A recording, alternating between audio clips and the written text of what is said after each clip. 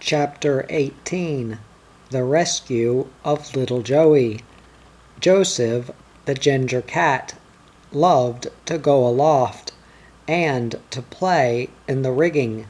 He was a pretty smart little cat about the decks, and having been very young when he came on board, he did not know any life other than sailing ships and the sea, so he fitted in mighty well. It was a pleasure to see him pick his way along the deck in bad weather. Joey wasn't one to be afraid of a bit of salt water. In bad weather the decks were always wet, but Joey could make his way along the whole length of the decks, getting only his paws wet. He used to go by way of the spare spars, lying along each side, and the skylights, and the fifer rails, hopping nimbly from the end of the lee spar to the main fife rail, and from there to the after skylight. From there he had a brief run on the open deck for the chart house door, and he always timed that run so that he made it when no spray was driving over. Not that he minded very much if the spray did catch him. In the good weather he loved nothing better than to play in the rigging with Conrad the gray cat, and Stormalong, who was supposed to be working, and anybody else who happened to be around. When he was not aloft,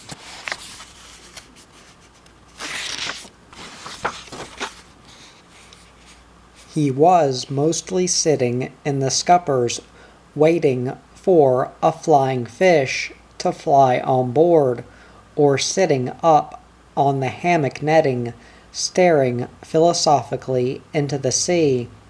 Joey never could understand where all that water came from, though, like as not, he always thought the ship was in the same place. The ports bewildered him far more, with their strange people and their smoke and their noise. But one day he climbed in the rigging once too often. It was a gray day, with rain and the wind fresh from the west. The little ship was storming along at 8 knots, under a good press of sail. Joey, as usual, feeling the need of exercise after a breakfast of sardines, canned milk, and toast crust, which he enjoyed exceedingly, went up in the rigging with Stormalong when that youth was sent up to overhaul bunt lines on the mizzen topsail yard. Stormalong was of the private opinion about those bunt lines, by the way, that Pete, the second mate, broke the stops when nobody was looking, so there would always be some to overhaul. But be that as it may, at any rate, this dull morning round, Master Stormalong on the mizzen topsail yard, getting about his work with maximum agility, but by no means maximum effort. He looked down and enjoyed the view as he always did, the wet decks and the reeling ship, flinging herself with powered grace through the big seas, always made a stirring sight. He looked down and saw Joey in the weather shrouds. Joey was looking very happy, hopping up a few ratlines at a time, and then looking down to see that everything was all right on deck in his absence. The boy went on with his work. The ship rolled heavily at times.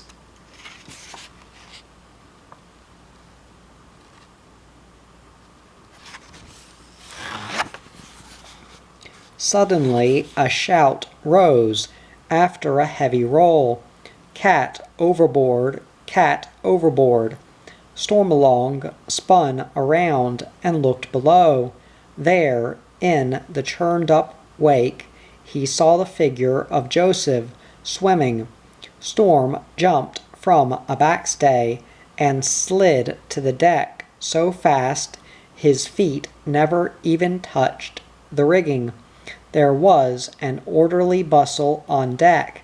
The captain, who had been in the chart house, working up the morning sight, came running out. "Haul up the mainsail, back the mainyards," he shouted. Whistles blew, boys ran. The boat falls of the emergency boat were being cleared. Hilgard, the sailmaker, Chips, and Hardcase were tearing at the lashings. The mainsail came up like a Venetian blind. The main yards swung quicker than they ever had before. The helm was put down, and the ship lay across the wind, stopped save for a slow drift to leeward. "A hand to the mizzen crosstrees," said the captain. "Keep your weather eye on the cat." He was taking compass bearings of the place where the cat could still be seen. "Gosh, hurry!" shouted Stormalong. The boat was already in the water, bobbing and jumping alongside, but it seemed it would be too late. "There's an albatross after Joey," Twitter yelled.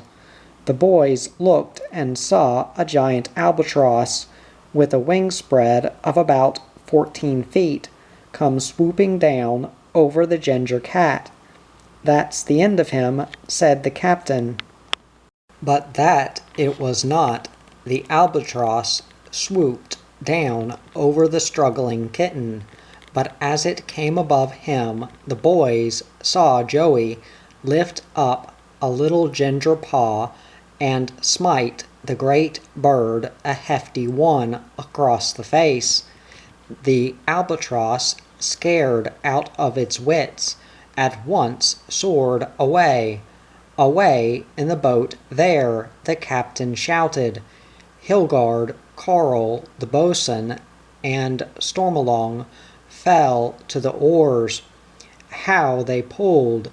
Carmichael from South Africa in the mizzen rigging, Crawford from New Zealand on the crojack yard, Jim from Australia on the main truck. These all pointed in the direction in which the cat had last been seen, and the boat pulled back steadily. It was a very tiny boat in such a great sea, being only about 14 feet long. The seas rose and fell all round, and in the troughs they could not even see the ship. It began to rain heavily. "I don't think we find poor Yoey no," said Carl after they had pulled about 5 minutes and could see nothing. They could only see the ship now when the boat was thrown up on the high crest of a sea. "We've got to find him," said Stormalong.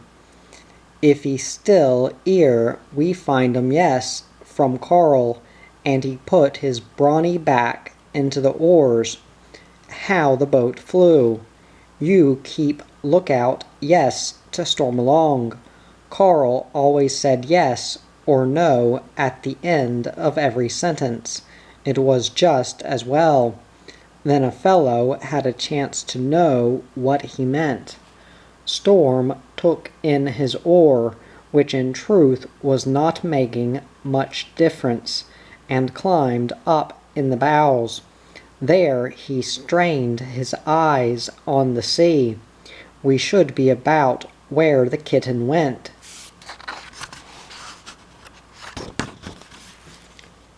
Said Hilgard, when they had rowed for 8 or 9 minutes, and the ship was drifting steadily down to leeward away from them. Watch out, good Stormy, yes, said Carl, but the boy needed no exhortations. He was straining his eyes as he never had before, but it was all in vain. There was no sign of the kitten. After all, it had been rather a difficult quest to find one tiny little ginger kitten in the middle of the South Pacific Ocean. Better we go back now, yes, said Carl, after they had been rowing for 20 minutes, and there was no sign of the cat. They heard recalling whistles from the ship. No, no, said Stormalong, just 2 minutes more. Cats can't swim much, said Hilgard. I don't think he could still be swimming now. Cats he don't swim good, no, said Carl. Joey could swim good. No, Stormy, better we go back. Poor Joey die, yes, but he had a sailor's debt, no. He's not dead, there he is. Joey, Joey, keep it up, old man. Stormalong fell in the sea himself in excitement, for there was little Joey swimming feebly not a boat's length away. The dinghy had been pulling towards him the whole time, and the boys had not known it, leaving Storm to flounder around by himself for the moment, for they knew him to be an expert swimmer. Carl and Hilgard, with a few quick strokes, were alongside the cat.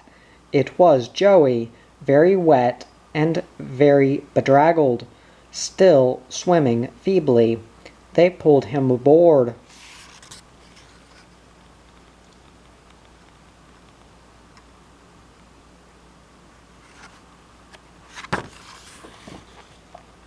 And wrapped him in their coats.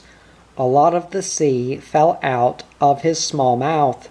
Then they picked up Stormalong, who was so pleased he did not notice he was wet. He grabbed his oar, and the dinghy fairly flew back to the ship, where everybody had long given up hope for poor little Joey.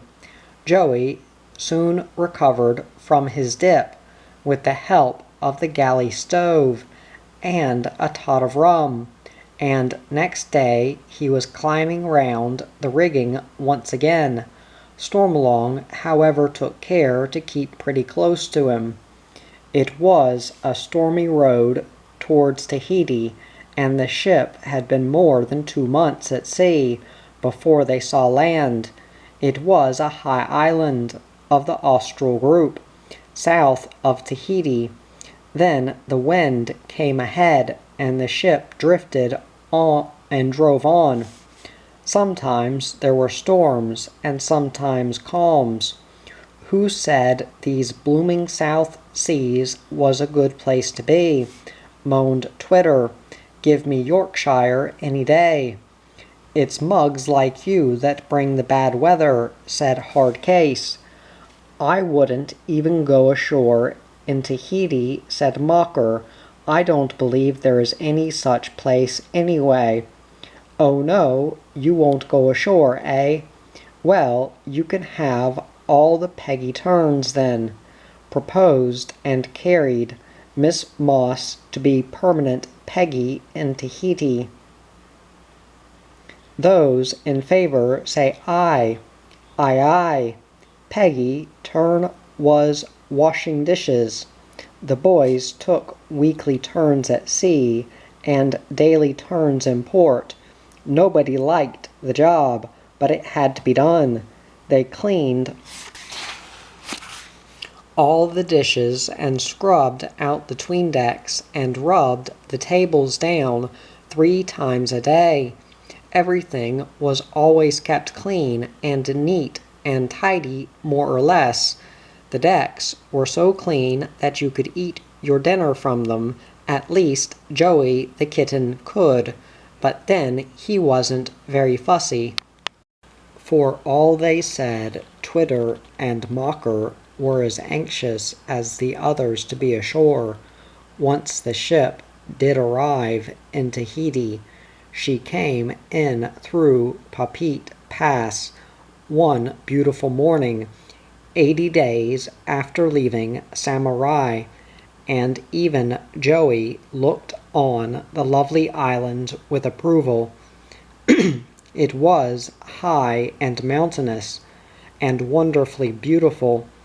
High coconut palms fringed the shore, and the reef-protected waters were quiet and serene. Across from Papeete was the lovely island of Moorea, looking in the early mornings as if some great artist had painted it there, and it could not be real. The little town of Papeete itself was interesting, and had much to offer in the way of Chinese food and Chinese stores, and the big native market where fish and fruit and produce of all kinds could be bought with amazing cheapness. Bunches of bananas as big as a young branch could be bought for a few francs, and the first day in the 'tween decks looked like the hold of a banana boat.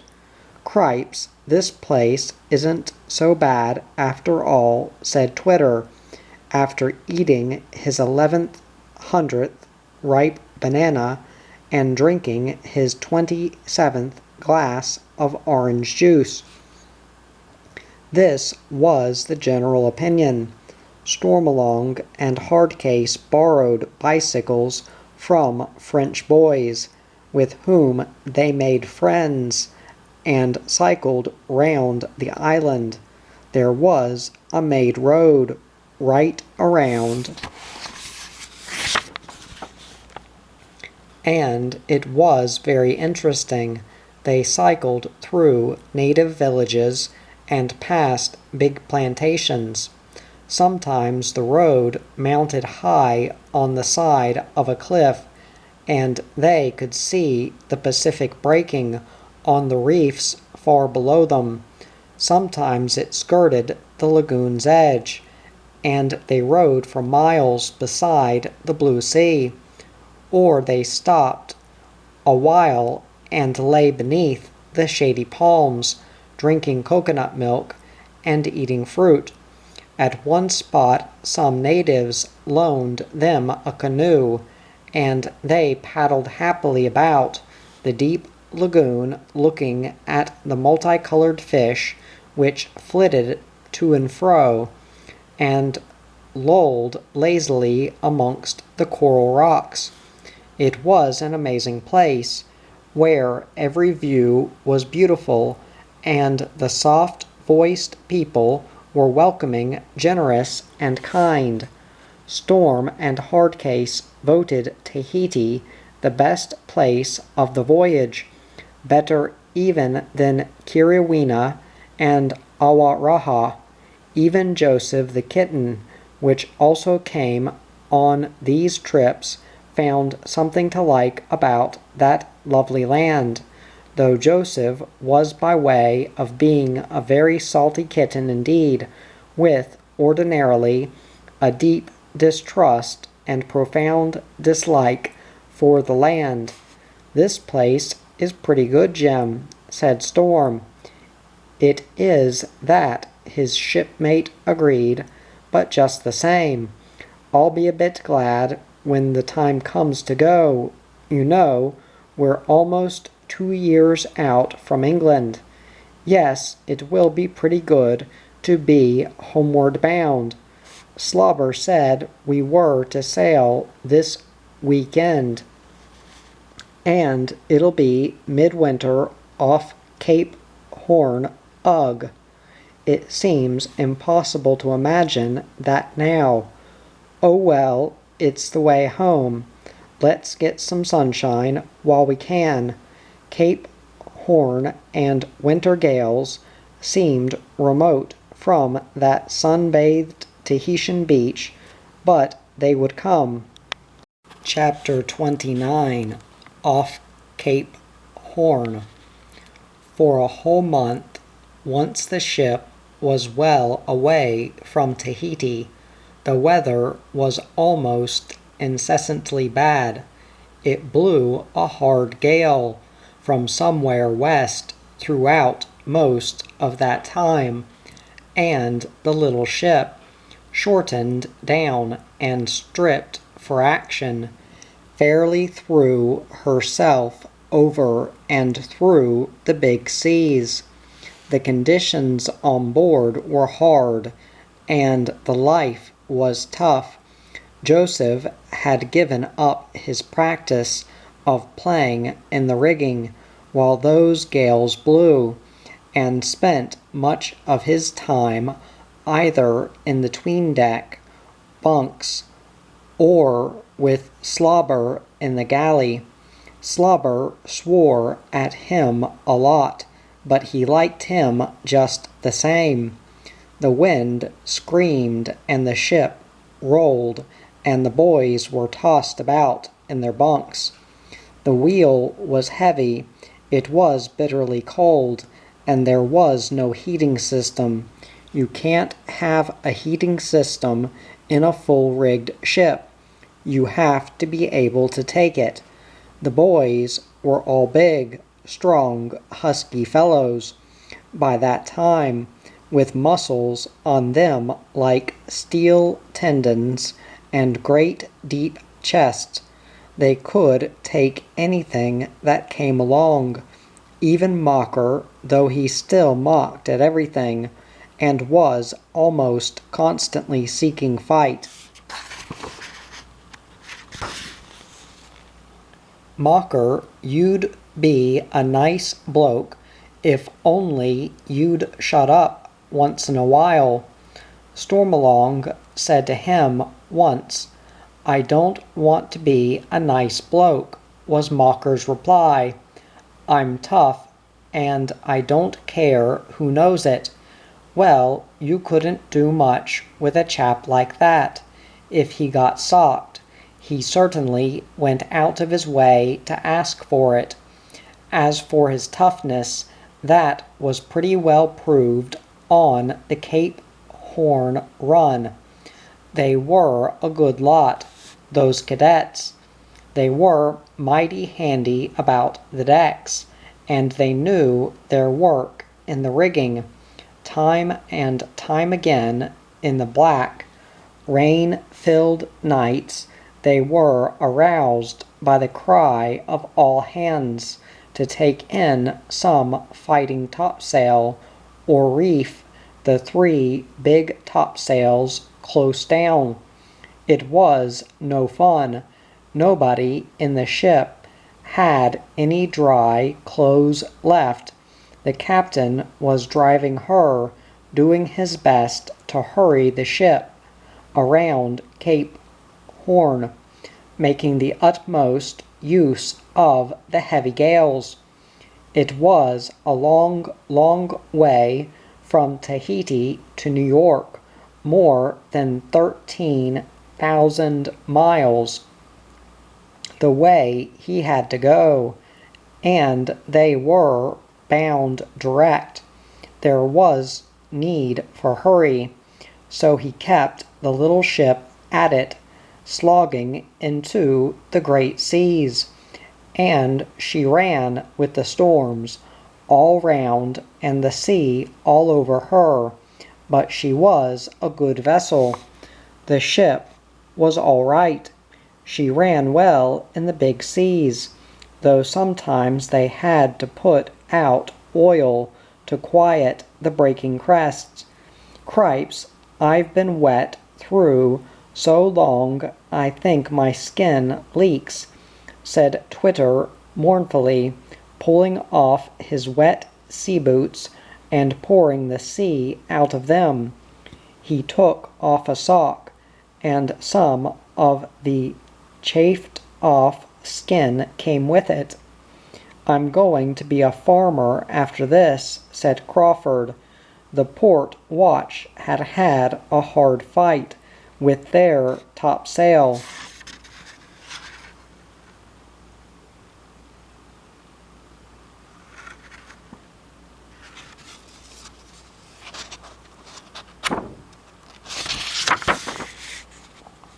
And for the moment the New Zealander was a little fed up, but only for a moment.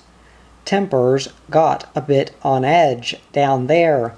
After all, the fellows had been a long time together, and the strain of living at such close quarters with the indifferent food, often the galley was washed out, and there was nothing warm to eat, and the constant hard work told on them.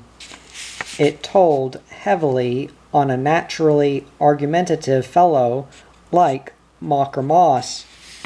Mocker had been putting his jaw out for a loud crack for a long time. One day, with the wind piping up a howling gale, he got unbearable. Nothing was right for him. He growled and moaned and complained about everything. He insulted the sea, the ship, everybody within hearing. Ipswich, England, Australia, New Zealand, the United States. What else can a fellow expect in a lousy ship from a lousy dump like Ipswich, he moaned. Just looking at chaps from that place day after day wears me out. Oh yes, it does it? From Stormalong, usually among the most peaceable of chaps, there was a glint in his eye now that would have warned anybody less stupid than Mocker Moss. It does, and I don't care who knows it. Ipswich is the miserablest, stupidest, lousiest hole in England, and the fellows that come from there are the good-for-nothing bunch of yahoos on earth. Moss, they're fighting words. Stormalong got up and walked over to him.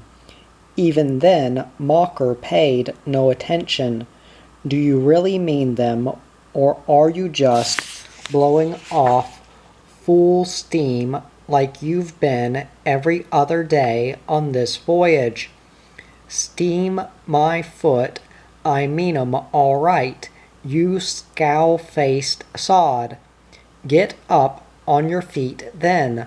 I've stood all I'm going to." "Huh," grunted Mocker, not quite comprehending. Wham! A beauty on the port ear-hole. He comprehended then. Mocker was on his feet instantly. The boy had courage enough. He threw himself into fighting posture, and the pair of them were at it, hammer and tongs. The boys were fairly well matched, though Mocker was a heavily built chap, much more heavily built than Storm, and he stood about 3 inches taller. But what he lacked in brawn, Storm more than made up for with science and speed. He was a born pugilist, and now he showed it. The ship reeled and pitched and rolled heavily. The furious combatants, oblivious of the elemental furies without, tore and bashed and swung at one another. while the gang yelled encouragement. "Come on, Storm. Oh boy, did you see that one?"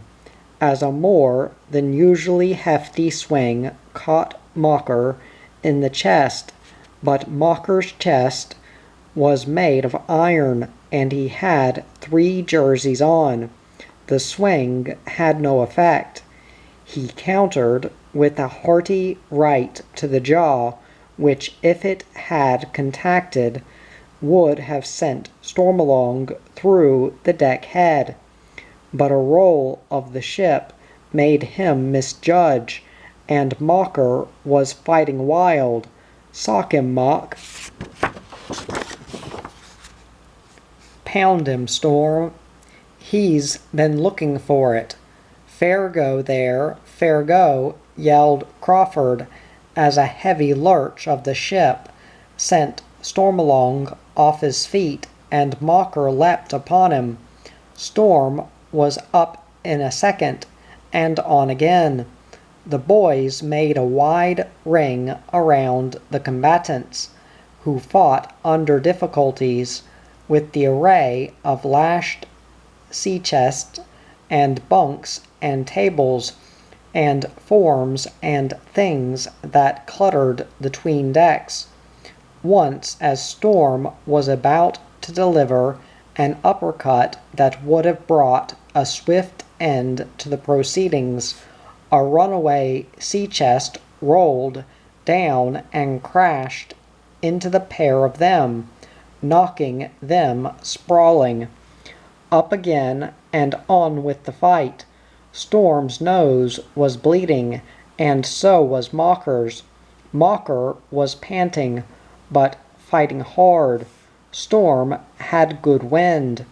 Mocker retreated, fighting back as he went, covering his body, which the smaller boy had heavily punished, with wicked jabs to the ribs. Storm excelled at infighting, in spite of Mocker's superior weight. Storm was a wiry chap, and his muscles were magnificent. It was a straight fight. There were no rounds, and there was no referee, but it was fair enough. Nobody called time. All hands were seconds. The boys kept on, swings and straight lefts flying wildly. Both of them were a bit wild now. Mocker had one eye closed and could scarcely see out the other. The blood from Storm's nose dripped on the deck.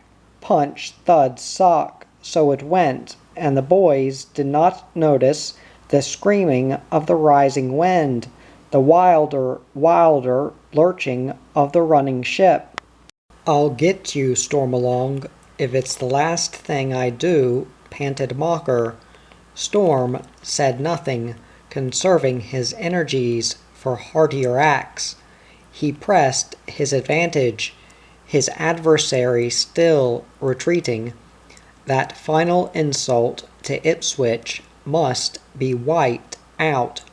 Mocker was puffing for his breath now, puffing hard, but still fighting back. But he was swinging more and more wildly. Storm followed up. Wham, wham, he landed 2 lovely straights. Mocker stumbled. "Do you take back what you said now, you chump?" "Take back nothing," yelled Mocker, defiant to the last. Wham, sock, take that, and that, then. Mocker swung his arms like a harvesting machine, and landed nothing. Back and back he retreated, stumbling against chests and benches. But there was plenty of fight in him yet. A violent lurch of the ship threw him against her side, and at the same time Storm stumbled and fell to the deck. Mocker leapt back onto him, but Storm was up like greased lightning. Both of them were pretty tired now. They met and clinched. Another violent lurch threw them together against a stanchion. They broke away. Mocker landed one to the face. Storm countered with a heavy body blow. Mocker was down. 1, 2, 3, 4, 5. The fellows began, but Mocker was up again, rushing in for more. It was a last wild flurry. Stormalong kept his head, and had no difficulty in keeping his adversary off. Mocker's swings were hopelessly wild now. Stormalong knew he had the fight won. He bided his time to get in the last good crack.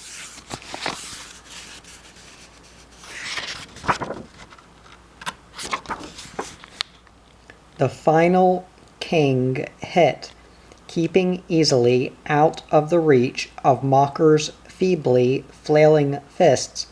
They clinched again, and broke away. As they broke, Storm brought in a lovely jab of an uppercut to the point of the jaw, and Mocker crumpled on the deck. 3 whistles. The blasts of the mate's whistle came piercingly from the deck, the imperious summons for all hands. Lively now, all hands on deck. The mate was hammering at the companion. Lively, the foremast is going. Come on, Mocker, for gosh sake, yelled Storm.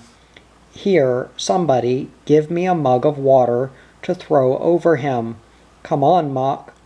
He flung a mug of icy water in his face. Mocker stirred feebly. All hands on deck, yelled Storm. Mocker dragged himself to his feet, pulled on his sou'wester, and ran. The others were before him. On deck they saw a wild sight. Wind and sea had increased dangerously while they were below. The port watch was aloft, having a hard job with the topsail. The ship was rolling and boiling along, hard pressed before the gale, to which she was showing only a minimum of canvas. The wind fairly hit the boys in the face as they emerged from the companion like a living thing. They had to crouch and fight their way along the deck to progress against it. Spray was driving high above the topgallant yards. A great sea had already broken on board and stove in the boats. Everything movable had gone overboard. A fine time to be fighting.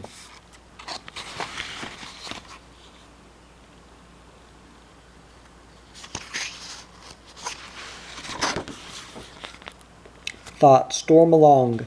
He struggled aft to where Pete, the second mate, was gesticulating. It was impossible to hear anything. A black squall enveloped everything, and the wind thundered. Some sail somewhere had gone, and its tumult was like a battery of heavy artillery going off in one's eardrums. He looked aloft. When for a moment the squall partly cleared, he saw that some of the weather fore backstays had gone. The topmast head had given to the strain, and the topgallant mast was hanging at a precarious angle. Even the boys knew that this was doubly dangerous. The rigging of a full-rigged ship is complicated and involved. The strength of the hull depends upon the strength and security of each part. With one stay gone, one mast gone, the hull might go. Where would they be then? Off the pitch of the Horn in midwinter, dismasted. The captain was saying something. Some fellows from the port watch were getting up a stout manila line from the hold. The steward and Slobber Jollop were both there, toiling furiously. It was touch and go then. Storm knew that. When Slobber deserted the galley to help on deck, the ship was in grave danger. Good old Slobber, Mocker Moss, fell to beside him. His starboard eye had opened somehow, and the blood from Storm's nose had ceased to gush. "We've got to save that mast," the captain was saying. "There's only one way. Get a preventer up. Call for volunteers." "Volunteers to go aloft," yelled the mate. Mocker, Storm, Twitter, Hilgard, others of them jumped forward. "I'll go, sir. Me. You and you and you," said Pete, choosing the bigger fellows. "Lively now. Light the line along." Stormalong did not know whether he was chosen or not. Neither did Mocker. They both went. The heavy manila line was carried along to the foot of the foremast on the weather side, and a bow line made in the end. Without waiting to be told, Mocker had this around him and sprang into the shrouds. Behind him leapt Stormalong, taking the weight of the rope. As they stumbled up, the rest of the watch followed them. What a climb it was! The wind had been demoniac on deck. In the rigging it was like the grasping hands of 1,000 insane giants. Now the ship rolled far over to leeward, and they could only cling on, while the wind tried to flatten them against the shrouds. Now she rolled back to windward, and they clung desperately. The spray drove over them, cutting them like leaden-tailed whips. The wind screamed and tore their clothes from them. The rope cut into them and weighed a ton. The height of the sea was tremendous and frightening. It did not seem that the ship could live.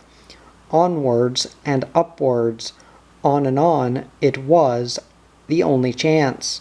The foremast creaked alarmingly. The top-gallant mast pitched and threatened to fall over the side.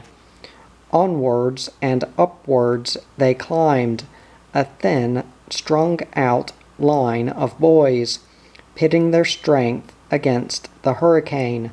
Sometimes, most of the time, they could not breathe. It did not seem possible that human beings could survive. They reached the top and came out over the futtock shrouds, but that was easy, for the ship lay almost on her side. The top-mast rigging of strong iron wire threw bites in itself as the ship rolled to windward, twisting them round until they were almost flung into the sea. Onwards they climbed, over the cross-trees now, Mocker in the van. Here he paused, briefly getting his breath. He knew he must go to the top-gallant masthead to pass the preventer. The second mate had roared something about that. Climb that mast. It was falling down. With every roll, every pitch of the sore-pressed ship, it threatened to come down, but there was nothing else for it. He thanked God. The way was short. He thanked God she was a small ship. Up he went, Stormalong after him. The others stayed in the cross trees, lighting up the line. That crazy mast would not take the weight of more than 2 small boys, if it could carry them. It had to now. It had to, or they died. They climbed on and made it. Mocker reached the hounds of the topgallant rigging, Storm beside him, the 2 of them working feverishly. They knew this kind of work after 2 years' schooling, though they never before had done just that. Passed the end of the stout manila firmly around the mast, above the hounds, and made it well fast. All fast, they screamed, all fast, set taut. Nobody heard, but they could see. The long line of helpers let go their bites of the line, and the port watch down on deck immediately hove in all they could get. The mast, still precariously hanging there, was saved.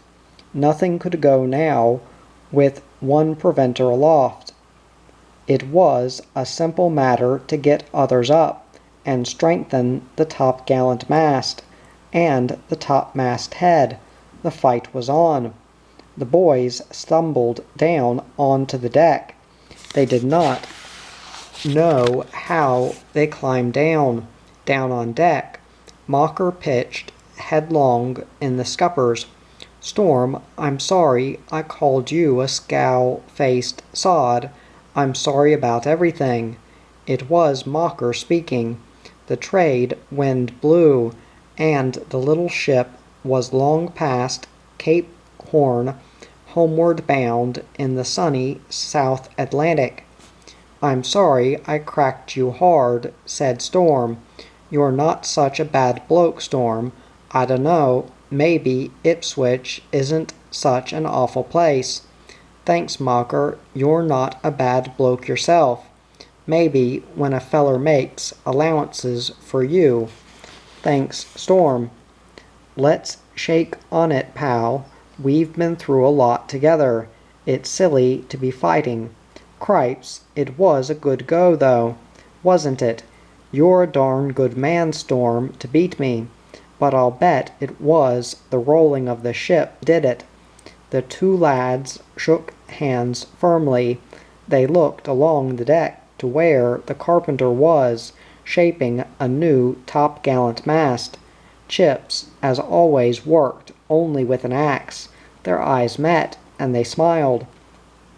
Come on, you fellers, do somethin' now, yelled Chips. Joseph, the red-headed cat, looked up at him and growled, but his growl broke off short, for just then a flying fish fell over the rail. Joey knew he had to run mighty hard to beat the hungry cadets to a succulent fish like that. He tore off for his life. The sun shone in the cloudless sky, and the roll of foam turned down before the old black bows, sang gently to the sea. And so the little ship sailed on quietly over many days, until at last, one night, the blinking white lights of New York's port came again in sight. There's Ambrose, said Stormalong, with a quiet delight. Ambrose who? Asked Crawford, who had not been there before. Ambrose, nobody, you goat, that's a light. I can't see anybody, said Crawford. It's the light outside New York. The voyage is done. Chapter 20. Homeward bound at last. With a roar of escaping steam and 3 loud blasts from her siren, the great liner began very slowly to back away from the Manhattan Pier. Goodbye, Storm. So long, Mocker. Take care of yourself hard. The farewell shouts of the boys' friends were soon obscured in the general noise of departure, and a liner swung out into the stream, turned and headed down the harbor. Off the Brooklyn shore the great ship, picking up speed, passed close to a small full-rigged ship, lying at anchor there with her golden yards squared and her sails all harbor stowed, everything neat and trim and in first-class order. The throng of the passengers milling about scarcely noticed her, except for one fresh-faced sap who said, "Oh, look at that pretty schooner." "Schooner, my blooming foot," growled Mocker with deeply felt contempt. "Out of the way, little boy," said the fresh chap. Mocker, Storm, Twitter, Hardcase, and Joseph the cat stood together on the after deck, and stood there alone, saying nothing, until the little ship with the golden masts was long out of sight.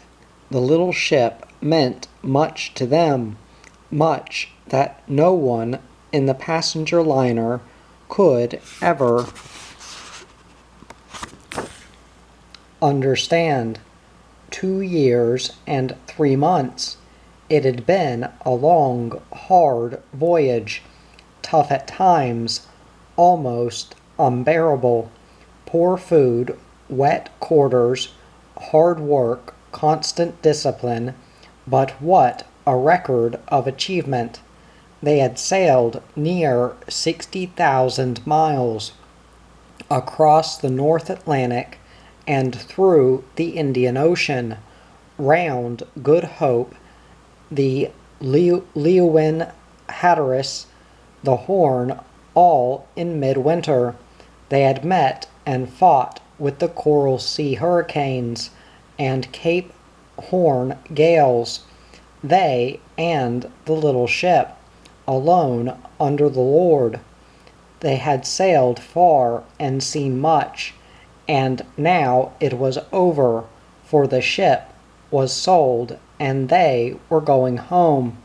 "Goodbye," said Stormalong very softly, almost to himself. "God by, little ship. You were a good ship." He looked back a long, long time, looked back and thought of the sea, and the islands, and the gales raging